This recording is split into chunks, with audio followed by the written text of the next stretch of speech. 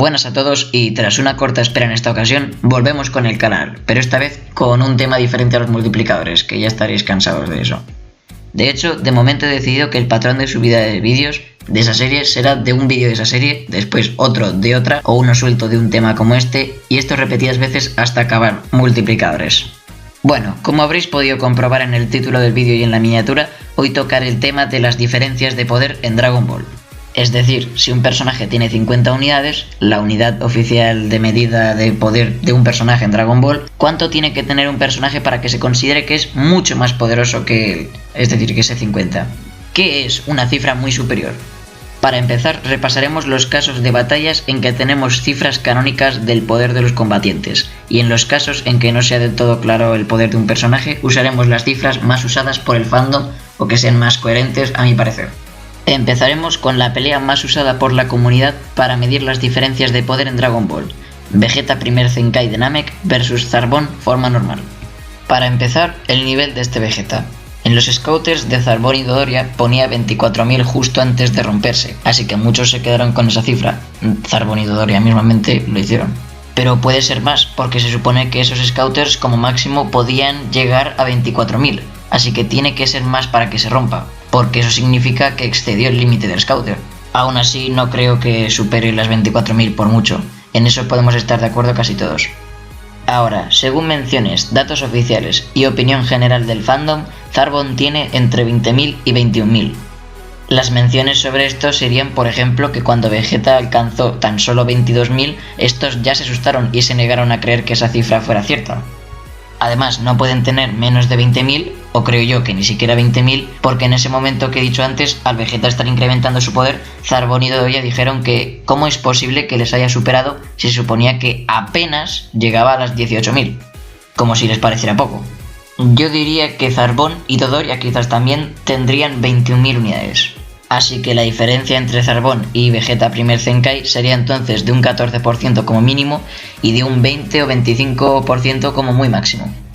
De entre estos mínimos y máximos, el más usado es el 20%, para decir que es esta la diferencia numérica entre estos dos y uno se ve muy superior al otro, así que esta es la diferencia de poder mínima para que se considere que un personaje es muy superior a otro, aunque no se tiene en cuenta que Vegeta es superior en términos de combate a Zarbon. El siguiente combate podríamos decir que es la segunda ronda del mismo entre Zarbon y Vegeta, donde el primero se cobra la revancha contra Vegeta y lo deja al borde de la muerte sin muchos problemas. Bueno, aquí la diferencia es fácil de calcular.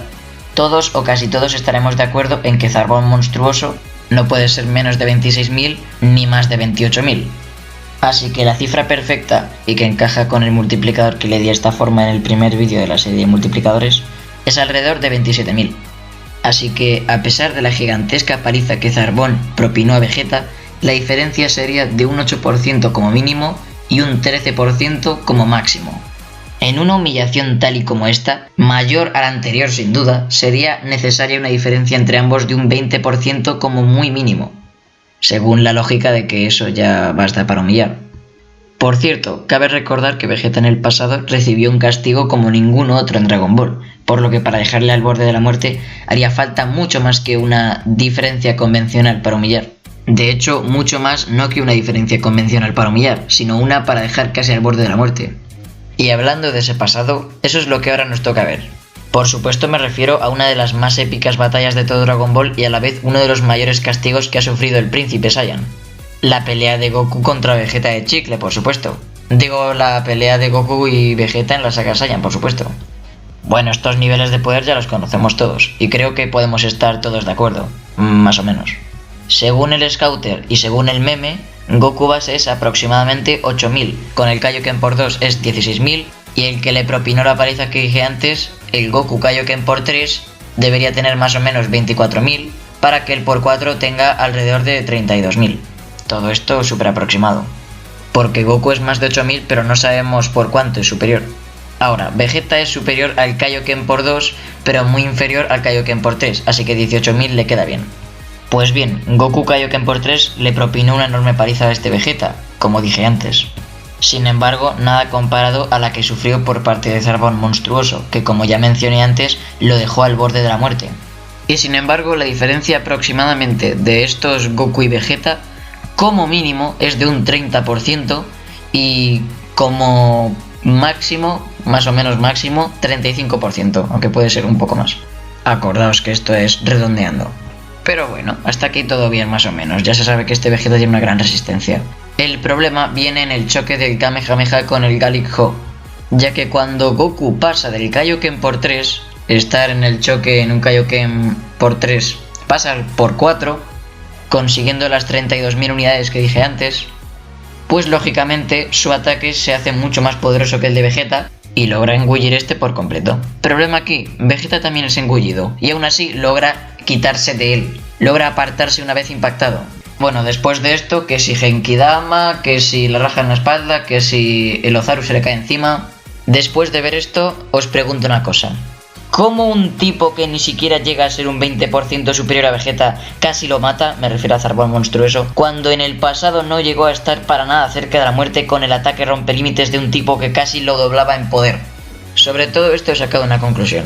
Aparte de que obviamente es una incoherencia la resistencia de Vegeta en la saga Saiyan, ya que nunca volvió a demostrar aguantar algo como lo que aguantó en esa saga, todo lo del combate contra Zarbón es relleno canónico y no debería tomarse para analizar este tema de las diferencias de poder.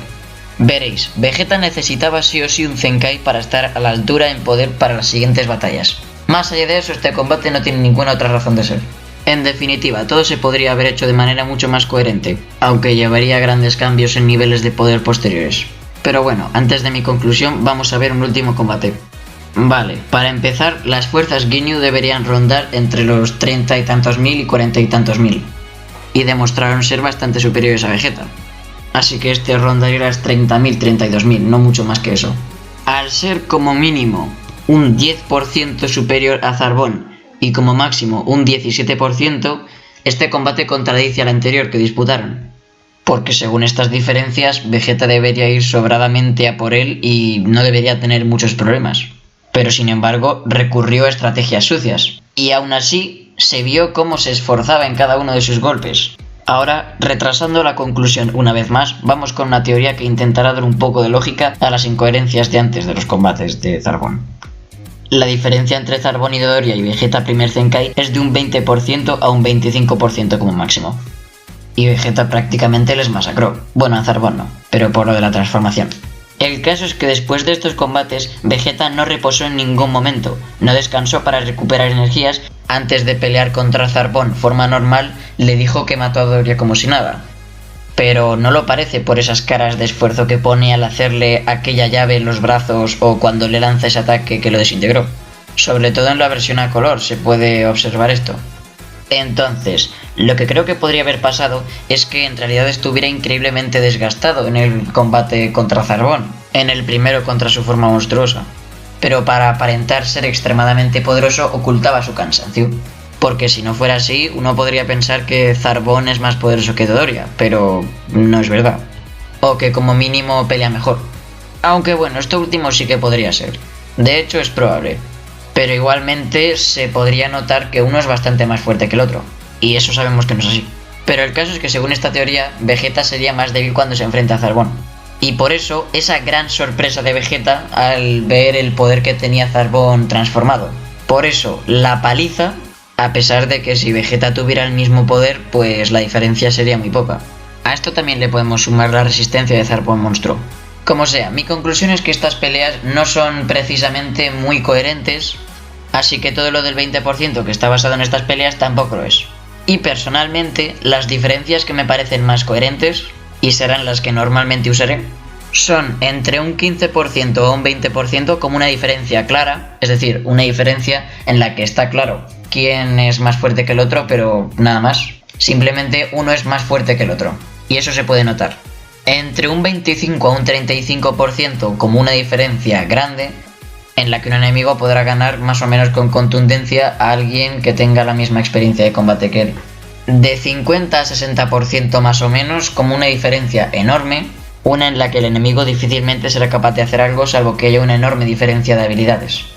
Y una diferencia abismal sería ya varias veces el enemigo. Y supongo que ella solo se podría hacer algo con algo como el ultra instinto perfecto o las técnicas de Moro. Bueno, creo que ya he dicho todo lo que tenía que decir. Así que por aquí lo podríamos dejar. Como siempre, si te ha gustado el vídeo, dale a like y suscríbete, compártelo a quien creas que le pueda interesar y sin más relleno barra spam... Ah, no, espera, una cosa más, tenemos Discord, hay un server de Discord del canal. Sin más relleno barra spam, nos veremos en la parte 3 de multiplicadores. Hasta la próxima.